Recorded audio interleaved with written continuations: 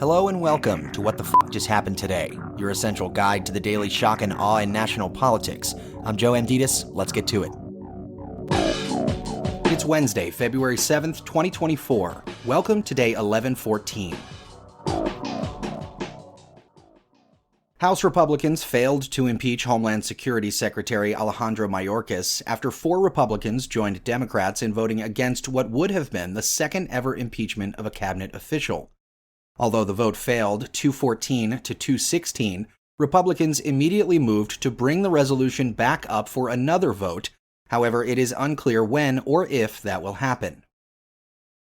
House Republicans also failed to pass a standalone bill to send $17.6 billion in aid to Israel after Speaker Mike Johnson called the bipartisan Senate package that combined aid for Israel and Ukraine with stricter border security and asylum laws dead on arrival in the chamber.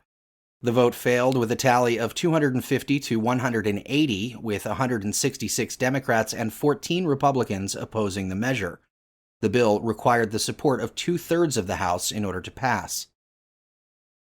Meanwhile, Senate Republicans blocked the $118 billion bipartisan border package that Republicans had demanded but then rejected after pressure from Trump, who is once again making the border a central campaign issue of his.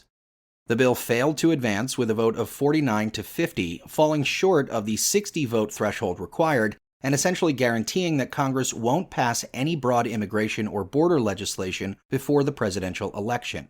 Republicans had initially demanded strict border policy changes in exchange for aid to Ukraine, but abandoned that trade-off when House Republican leadership called the bill dead on arrival. After the failed vote, Chuck Schumer released a narrower $95.3 billion version of the same package, which would fund Israel, Ukraine, and Taiwan, but did not include the border security provisions or funding. Moving on, Nikki Haley lost the Nevada presidential primary to none of these candidates. The primary, which is largely symbolic and awards no delegates, did not include Trump on the ballot.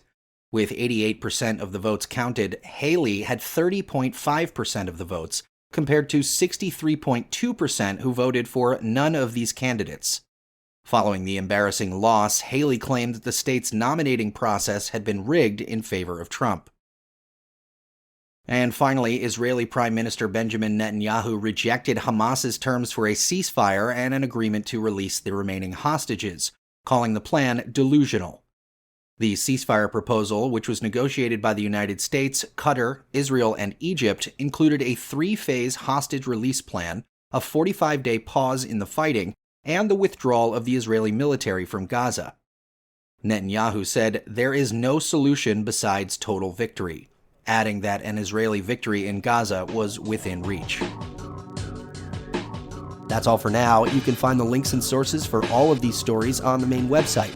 And as always, visit whatthefjusthappenedtoday.com for the latest news and headlines. Until next time, I'm Joe Amditis.